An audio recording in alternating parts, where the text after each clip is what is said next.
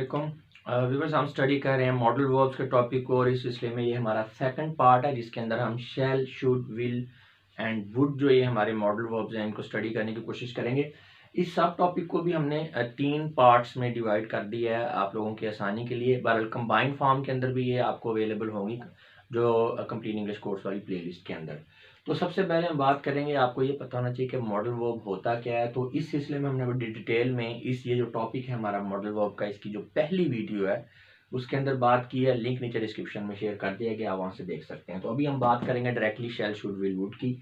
Shell and will both are used to express pure future. जो आपका pure future है, यानी एग्जैक्टली आप बात ही फ्यूचर की कर रहे हैं, तो इस चीज़ को एक्सप्रेस करने के लिए हम शैल एंड विल को यूज़ करेंगे। Her shall is used with first person. First person क्या है? I and we. And will is used with all other person. तो बाकी जो है I और we के साथ हम shall यूज करते हैं नॉर्मली, और बाकी जितने भी पर्सन हैं उनके साथ हम will यूज करते हैं। लेकिन but I we will is more common than I we shall, यानी shall के बजाय हम I और we के साथ भी आजकल will ही यूज करते हैं in modern English. To sum up today, will is mostly use with all person. तकरीबन तमाम पर्सन्स के साथ आजकल हम जो है विल ही यूज करते हैं। लेकिन आपको पता होना चाहिए according to the rules of grammar जो है हमारा शेल लगता है आई और वी के साथ, विल लगता है बाकी पर्सन के साथ। लेकिन अगर आप आई और वी के साथ भी आप विल लगाएंगे तो वो गलत नहीं होगा, ठीक होगा। मॉडर्न इंग्लिश में ऐसा ही किया जाता है। इसके अलावा ज़्यादा जोर देने के लिए किसी बंदे की मजबूत इरादे को, मतलब आई या वी जो है मजबूत इरादे को उनके को एक्सप्रेस करना है, तो उसके लिए भी हम विल यूज़ करेंगे। विल बेसिकली एक जो है स्ट्रॉन्ग डिटर्मिनेशन, और विल का मतलब भी यही होता है कि उस बंदे का इरादा या ख्वाहिश। I shall will play the match, मैं मैच खेलूंगा। अब यहाँ आई के साथ आप शैल भी लगा सकते हैं, विल भी लगा सकते हैं। I shall will be 27 next year. When shall we play the match again, हम दोबारा मैच कब देखेंगे? टुमारो विल बी फ्राइडे, सुबह जुमा होगा।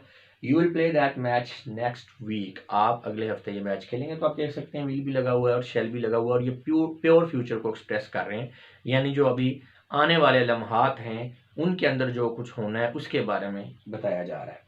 नेक्स्ट है शेल में also be use with second and third person. जी, अब ये थोड़ी सी डिफरेंट चीज़ है। शेल जो हमें पता है हमने सिर्फ आई और वी के साथ लगाना है, किसी और के साथ तो लगाना ही नहीं। लेकिन कुछ खास स्पेसिफिक सिचुएशंस हैं, ऐसी हैं जिसमें शेल आपका सेकंड एंड थर्ड पर्सन के साथ भी यूज हो जाता है। वो कैसे? Where this happen only when we want to indicate a command, promise or threat in a sentence। यानी आप कोई कमांड है, यानी कोई आप हुक्म दे रहे हैं, ठीक है, कोई इंस्ट्रक्शन है, आप वादा कर रहे हैं, यानी पक्का आपने कह लिया कि ये होगा ही होगा, या कोई आप वार्न कर रहे हैं, थ्रेट कर रहे हैं, तो उस सिलसिले में भी आप शेल जो है वो यूज़ कर सकते हैं सेकंड एंड थर्ड पर्सन के साथ। नॉर्मली आपने नहीं करना, लेकिन इस तरह की सिचुएशन में आप कर सकते हैं। ये भी आपको एग्जांपल्स दिखाएंगे तो क्लियर हो जाएगा। You shall not go there again, आप वहाँ नहीं जाएंगे। अब ये बेसिकली एक कमांडेड वे में है, यानी जैसे हम किसी को वार नहीं कहते, आइंदा तुमने वहाँ नहीं जाना, ठीक है, कैसे है ना, आइंदा तुमने वहाँ नहीं जाना, बड़ा उसके वो, तो ये उसमें इस तरह होगा। You shall not, you will के बजाय हम शैल लगा देंगे। अच्छा, he shall have an increase salary next month. अब पक्की बात है कि उसकी अगले महीने जो है सैलरी बढ़नी है, तो हमने विल के बजाय ही के साथ शैल लगा दिया कि कन्फर्म है कि जी सैलरी बढ़ेगी। You shall be regretted for this, अब ये थ्रेट है, आप कह लें वॉर्न है, यानी कि आप ये जो काम कर रहे हैं ना आपको भुगतना पड़ेगा, ये आपके साथ होना ही होना है। तो इसमें भी आप ये जो थ्रेट कर रहे हैं तो ये यू के साथ हमने शैल लगा दिया। लेकिन ये जस्ट आपको इंफॉर्मेशन के लिए चीज़ें बता रहे हैं, आपने यूज़ नहीं करना, ज़रूरी नहीं कि आप इनको यूज़ करें। ये आपको इसलिए बताई जा रही है कि सामने कोई चीज़ आ जाती है तो आप कंफ्यूज ना हो, या करेक्शन वाले क्वेश्चंस के अंदर भी इस तरह से क्वेश्चन पूछा जा सकता है, तो आपके नॉलेज में ये चीज़ें होनी चाहिए। Such use of shall with second and third person is old fashioned now and is usually avoided in modern English। वही वाली बात होगी ना कि हम सेकंड एंड थर्ड पर्सन के साथ shall जो है वो नॉर्मली नहीं लगाते हैं। आप में से बहुत कम लोग होंगे जिन्होंने लगा हुआ देखा भी होगा। तो हमने इसको कोशिश भी करनी है कि हमने इसको यूज़ नहीं करना है शैल को सेकंड एंड थर्ड पर्सन के लिए। लेकिन आपके नॉलेज में होना चाहिए कि जो ओल्ड इंग्लिश है उसके अंदर ये सारा कुछ होता था, और करेक्शन वाले क्वेश्चंस के अंदर आपको इससे वास्ता पड़ सकता है। नेक्स्ट है sometimes will of a person spoken to is asked by the question which shall I we. जी, जब आप किसी बंदे से बात कर रहे हैं, ठीक है, स्पोकन टू, तो अगले बंदे से उस बंदे की मर्जी पूछने के लिए, उसकी विल पूछने के लिए, तो जो क्वेश्चन हमारा होगा उसके अंदर हम आई और जो सॉरी शेल को यूज कर सकते हैं। यानी क्वेश्चन फॉर्म के अंदर हम शैल को यूज़ कर सकते हैं अगले बंदे की, यानी जिससे आप बात कर रहे हैं उसकी विल पूछने के लिए। एग्जांपल्स देखेंगे तो क्लियर हो जाएगा। जैसे शैल आई प्ले द मैच, क्या मैं मैच खेलूंगा। एक्चुअली इसका मीनिंग ये बन रहा है कि आप चाहते हैं कि मैं मैच खेलूं, do you want me to play, ठीक है ना। आप उससे ये नहीं पूछ रहे कि मैं मैच खेलूंगा, भैया तो आपको पता होगा ना अगर आप इस तरह से पूछेंगे। बेसिकली आप उसकी विल पूछ रहे हैं कि क्या आप चाहते हैं कि मैं मैच खेलूं, ठीक है, यानी do you want me to play the match. तो इसको हमने इस तरह से लिख दिया, shall I play the match. इसी तरह which house shall we buy, हम कौन सा घर खरीदेंगे। तो इसमें बेसिकली आप अगले बंदे की जो है ना वो सजेशन उसकी ले रहे हैं, आप उसकी एडवाइस ले रहे हैं कि ये जनाब हमें घर कौन सा खरीदना चाहिए आपके ख्याल में। वेयर शैल दे स्टे, वो कहाँ रुकेंगे। तो यहाँ पे आप क्या कर रहे हैं, आप उसकी सजेशन ले रहे हैं या आप उनकी रिकमेंडेशन ले रहे हैं, पूछ रहे हैं किसी से कोई बात। तो आप देख सकते हैं कि ये इस तरह से भी आपने सेंटेंसेस की सेंस को समझा करना है कि कहने वाला बात कहना क्या चाह रहा है, या आप जो मैसेज दे रहे हैं तो आप वो क्या मैसेज देना चाह रहे हैं, और उसके लिए आपने ऐसा क्या तरीकाकार यूज़ करना है, सेंटेंस की कौन सी फॉर्म यूज़ करनी है कि एग्जैक्टली जो आप चाह रहे हैं अगले बंदे को वही समझ में आए। तो इसे कहते हैं क्लैरिटी ऑफ थॉट्स एंड जो है ना लैंग्वेज की जो प्रोफिशिएंसी यही है कि जो आपके माइंड में चल रहा है अगले बंदे को एग्जैक्टली वो समझ आ जाए कि आप क्या कह रहे हैं, मैसेज पूरा कन्वे हो। ये ना हो कि आप कोई और बात कर रहे हैं अगला बंदा कुछ और परसीव कर रहा है। तो अब ये देखें यहाँ पे बेसिकली आप क्वेश्चन इस तरह से कर रहे हैं, इनका इम्प्लाइड मीनिंग में आप जाएं। जैसे यहाँ स्टार्ट में था शैल आई प्ले द मैच, तो आप यहाँ पे कोई परमिशन नहीं ले रहे उससे, यहाँ पे आप उससे उसकी उसकी बेसिकली ख्वाहिश पूछ रहे हैं कि क्या आप चाहते हैं कि मैं मैच खेलूं, ठीक है। इसी तरह नेक्स्ट सेंटेंस में आप एडवाइस ले रहे हैं और उससे नेक्स्ट में आप उसकी रिकमेंडेशन या सजेशन ले रहे हैं।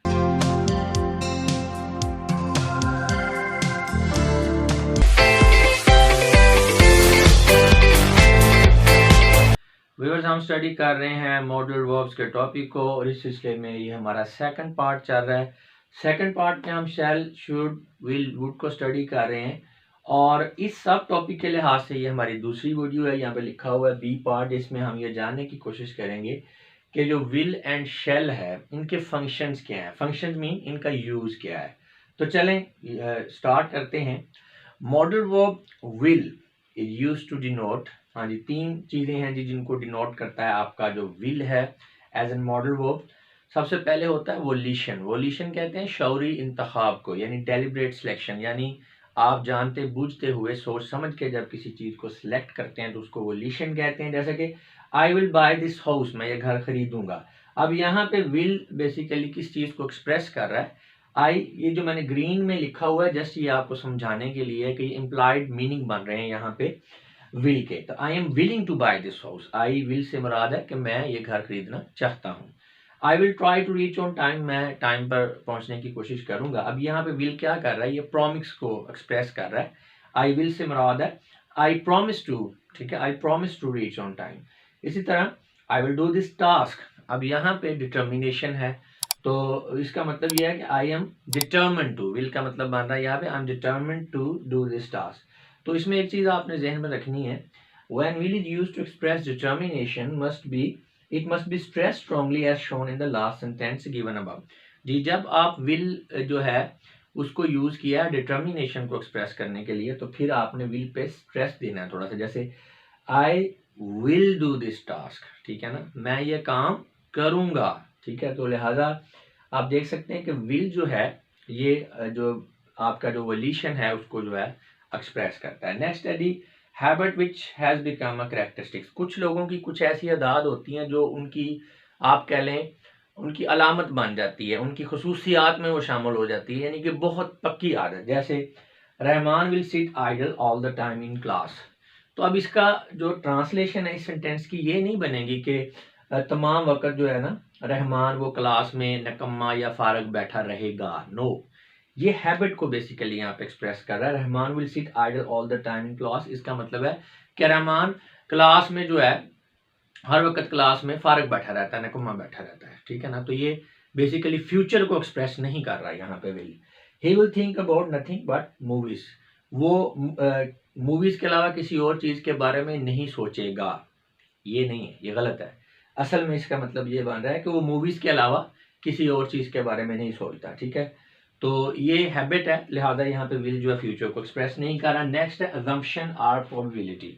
अजम्पशन यानी आपको राय कायम कर रहे हैं, आपको कंफर्म नहीं पता, आप अज्यूम कर रहे हैं, मफरूज़ा कायम कर रहे हैं, या कोई इम्कान आपको नज़र आ रहा है, प्रोबेबिलिटी यानी कोई इम्कान नज़र आ रहा है कि यार मेरा ख्याल ऐसा होगा, तो फिर उसके लिए भी आप विल को यूज़ करते हैं। जैसे that will be the watchman we think, मेरा ख्याल है कि वो वॉचमैन होगा, यानी आपको कंफर्म नहीं पता लेकिन इम्कान है, क्योंकि आपको पता है कि वॉचमैन होता है उस वक्त रात को वहाँ पे खड़ा हुआ।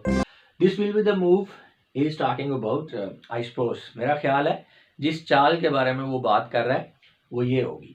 तो यहाँ पे भी आप देख सकते हैं कि ये आप किसी चीज़ को अज्यूम, ये लिखा हुआ है ना वी थिंक या आई सपोज, इससे नज़र आ रहा है कि आप जो है ये सपोज कर रहे हैं।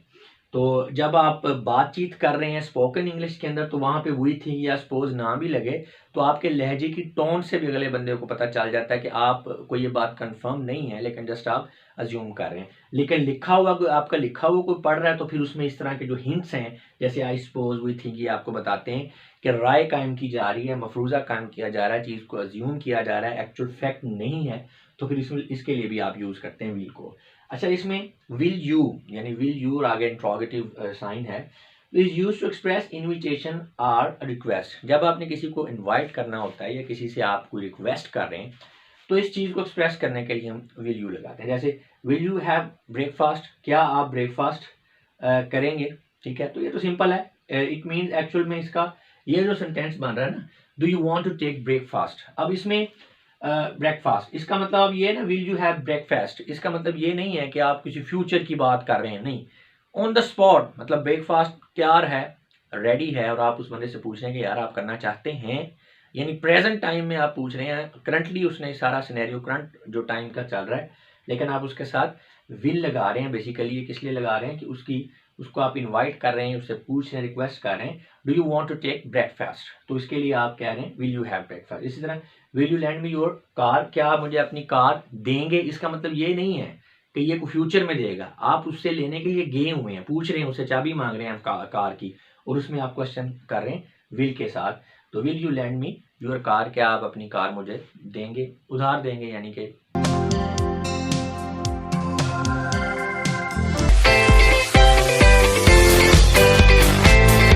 व्यूअर्स, हम स्टडी कर रहे हैं मॉडल वर्ब के टॉपिक को, और इस सिलसिले में ये हमारा सेकंड पार्ट है, जिसके अंदर हम शैल, शुड, विल, वुड जो हमारे मॉडल वर्ब्स हैं उनको स्टडी कर रहे हैं। और ये जो हमारी सब हेडिंग है शैल, शुड, विल, वुड वाली, इस हवाले से ये थर्ड पार्ट है, यानी ये लिखा हुआ आपको नज़र आ रहा है पार्ट सी है, जिसके अंदर अभी हम ये जानने की कोशिश करेंगे कि शुड और वुड का क्या यूज़ होता है। इससे पहले शैल एंड शुड का हमने पहले दो पार्ट्स के अंदर जो इसका यूज़ देख लिया है। अगर आपको मॉडल वर्ब का नहीं पता तो पहले आपको ये पता होना चाहिए, ये जो हमारा टॉपिक है मॉडल वर्ब वाला, इसकी सबसे पहली जो वीडियो है उसके अंदर डिटेल में बताया, लिंक नीचे शेयर कर दिया, आप देख सकते हैं। तो बात कर रहे हैं अगर हम शुड एंड वुड की, तो should and would are the past forms of shall and will. जी, शैल से शुड एंड विल से वुड, ये यानी शैल और विल की ही पास्ट फॉर्म्स है, उनका यूज भी सेम है शैल एंड विल की तरह, लेकिन फर्क ये है कि ये पास्ट में होगा।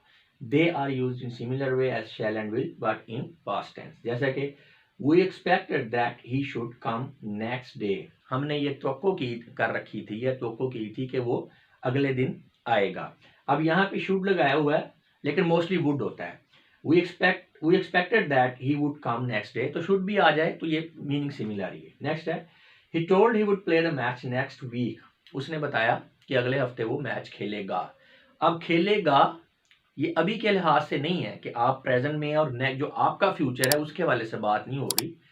पास्ट के अंदर एक बंदा ने बात बताई है कि वो आगे फ्यूचर में ये काम करेगा, और पास्ट में जब वो बंदा बता रहा है फ्यूचर की, उस पास्ट के हवाले से जो उसका फ्यूचर था, हो सकता है अभी प्रेजेंट में वो आपका पास्ट बन चुका हो, ठीक है ना। तो इस बात को भी आपने ज़हन में रखना है कि ये जो हम फ्यूचर की बात कर रहे हैं ये पास्ट के अंदर ही है, यानी वो वाला पॉइंट जहाँ पे बात की जा रही है और वो वाला पॉइंट जहां की बात की जा रही है वो आपके पास्ट में भी हो सकता है, इस वक्त प्रेजेंट में भी हो सकता है, और फ्यूचर में भी हो सकता है। तो Alia said she would do exercise daily, Alia ने कहा कि वो रोजाना जो है वो एक्सरसाइज करेगी। Rahman would sit idle all the time in class. तो अब इसमें इस सेंटेंस में थोड़ा सा प्रॉब्लम स्टूडेंट्स को समझने में आ जाता है।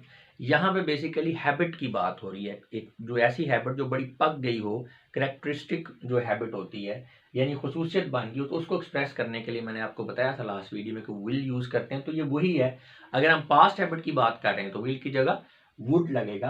तो अब इसमें इसका इसका जो है, जिस बंदे को इस रूल का नहीं पता वो ये इसको ट्रांसलेट इसी तरह से करेगा कि Rahman would sit idle all the time in class. जो है रहमान है वो क्लास में हर वक्त जो है वो फारिग बैठा रहेगा। लेकिन ये इसकी ट्रांसलेशन नहीं बनती, इसकी ट्रांसलेशन बनेगी क्योंकि ये पास्ट हैबिट को एक्सप्रेस कर रहा है। तो ये है कि रहमान हर वक्त क्लास में फारिग बैठा रहता था, इसका ये जो है ट्रांसलेशन बनेगी। Expressions like duty and obligation are indicated by the use of should. In such case, should may be used with all persons. और ये तो मेरा ख्याल है मोस्टली आपको पता भी होगा कि जो ड्यूटी होती है, जो चीज़ आप पे वाजिब होगी या फ़र्ज हो गया है, ठीक है, ऑब्लिगेशन ड्यूटी, तो इसके लिए हमने शुड का वर्ड यूज़ करते हैं। यानी कि जैसे हम आम लैंग्वेज में कहते हैं कि करना चाहिए, आपको ये करना चाहिए, यू शुड डू इट।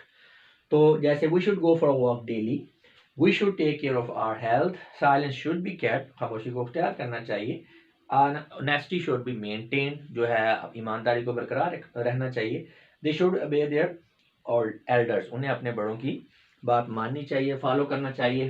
तो ये शुड का तो मेरा ख्याल इतना कोई प्रॉब्लम नहीं होगा। अच्छा आगे देखें, the modal verb should is used to denote opposition. हाँ जी, यहाँ पे थोड़ा सा समझने वाली बात है कि जो आपका मॉडल वर्ब शुड है, इसे हम सपोजिशन के लिए यानी मफरूज़ा कायम करने के लिए इस्तेमाल करते हैं। लेकिन मफरूज़ा ऐसा होगा जिसके बारे में गालिब इम्कान ये है कि वो ट्रू नहीं होगा। जैसे कि that may not be true specially in sentences with clauses of condition, यानी ऐसे सेंटेंसेस जिनके अंदर कंडीशनल क्लाज मौजूद है, यानी किसी काम का होना किसी दूसरे काम के ऊपर मुनहसर है, यानी उसके अंदर कोई शर्त का आंसर पाया जा रहा है कि ये काम होगा तो दूसरा काम होगा, ये होगा तो वो होगा, ये नहीं होगा तो वो भी नहीं होगा, या ये नहीं होगा तो वो होगा, यानी उसमें शर्त है, क्लाज ऑफ कंडीशन है। तो ऐसा सेंटेंस जिसके अंदर क्लाज ऑफ कंडीशन है, तो वहां पे आप एक ऐसी सपोजिशन जिसका गालिब इम्कान है कि वो ट्रू नहीं होगा, उसको एक्सप्रेस करने के लिए शुड यूज करते हैं। एग्जांपल देखेंगे तो आपको क्लियर होगा। जैसे if he should be there I will not go, अगर वो वहां पे होता है या अगर वो वहां पे हुआ तो मैं नहीं जाऊंगा, ठीक है। लेकिन इसमें जब बात करने में उसको ये पता है कि गालिब वो बंदा जा रहा है, उसे पता है कि वो नहीं आ रहा, लेकिन वो साथ में आप जैसे तंबीह नहीं होती कि भाई अगर वो हुआ तो मैंने नहीं जाना, ठीक है, हालांकि जा वो रहा है और इस चीज का चांस भी बहुत कम है कि वो होगा जिसकी वो बात कर रहे हैं, लेकिन वो एक आ जाता है रोज जो है बोलचाल के अंदर इस तरह की सिचुएशन भी। If it should rain match will not start, अगर बारिश हुई तो मैच स्टार्ट नहीं होगा, अगर बारिश होती है तो मैच स्टार्ट नहीं होगा, ठीक है, इस तरह से भी कह सकते हैं। अब बारिश होने का चांस बहुत कम है, मैच स्टार्ट होने जा रहा है। वैसे किसी ने बात कर दी यार मौसम की क्या सूरत हाल है, तो किसी ने कह दिया कि भाई बारिश होती है तो मैच नहीं स्टार्ट होगा, ठीक है, चांस है बारिश का लेकिन बहुत ज्यादा नहीं, यानी ये लिखा हुआ ना कि उसके ट्रू होने के चांस जो है वो कम है, लेकिन जारी बात है थोड़ी बहुत प्रोबेबिलिटी है, तो वो आपने सपोजिशन कायम की है ना। अच्छा ये तो हो गया इसका स्पेसिफिक जो यूज है। अच्छा इनमें कुछ मतफरुकात भी हैं इनके इस्तेमाल, यानी मिसलिनियस यूजेस भी हैं इनके, यानी शुड एंड वुड जो है ये इनके कुछ यूजेस हैं, ये आपको समझने चाहिए। अक्सर आपका वास्ता भी इनसे पड़ता रहता है और बाद स्टूडेंट्स को थोड़ा प्रॉब्लम होता है इनको समझने में। जैसे वी शुड या would like you to join us, अब शुड का जो है वर्ड वो बहुत कम यूज होता है। शुड मोस्टली हम ऑब्लिगेशन और ड्यूटी में यूज करते हैं, लेकिन अगर कहीं पे यूज हुआ है तो आपको पता होना चाहिए कि वुड और शुड का ये ऐसा यूज जो है ये सेम होता है।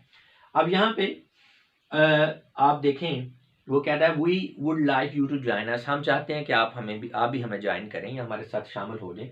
हम इस सेंटेंस को इस तरह से भी लिख सकते हैं, we want you to join us, we want you to join us, या we would like you to join us. एक ही इनका ट्रांसलेशन सेम बन रही है, लेकिन ये जो है ना आपका आपने वुड लगाया हुआ वॉन्ट की जगह, तो ये ज्यादा दिखने में भी अच्छा है और ज्यादा पोलाइट लग रहा है। मैंने लिखा भी हुआ should and would are rather more polite than want. Next देखेंगे, would you like to have a cup of tea, क्या आप एक चाय का कप लेना पसंद करेंगे। अब यहाँ पे इस सेंटेंस को इस तरह से भी हम कह सकते हैं, will you like to have a cup of tea, वो भी ठीक होगा, do you like to have a cup of tea, वो भी ठीक होगा, और ट्रांसलेशन तीनों सेंटेंस की यही बनेगी कि क्या आप चाय का कप लेना पसंद करेंगे। लेकिन ये वुड से खूबसूरती आ गई, ये ज्यादा पोलाइट लग रहा है, तो ये लिखा भी हुआ है, would is more polite manner to ask a will as compare to do or will. Next देखें, would you lend me your camera please, क्या आप मुझे अपना कैमरा देंगे, थोड़ी देर के लिए उधार देंगे। तो यहाँ पे अगर आप लगा दें will you lend me your camera please, तो ये भी ठीक है, गलत नहीं है, ट्रांसलेशन भी सेम है, लेकिन वुड जो है उसका अपना एक टेस्ट है, ये ज़्यादा अच्छा लगता है। You should have been more punctual, अच्छा इस तरह के भी सेंटेंसेस आ जाते हैं, you should have more punctual. तो इसमें अब क्या है, बेसिकली ये आपको बता, एक बंदा है उसने काम सही नहीं किया, तो आप उसको बता रहे हैं कि यार ये काम जो है ना आपको सही करना चाहिए था, या आप इसे मजीद बेहतर कर सकते थे, तो ये उस सेंस में बात हो रही है।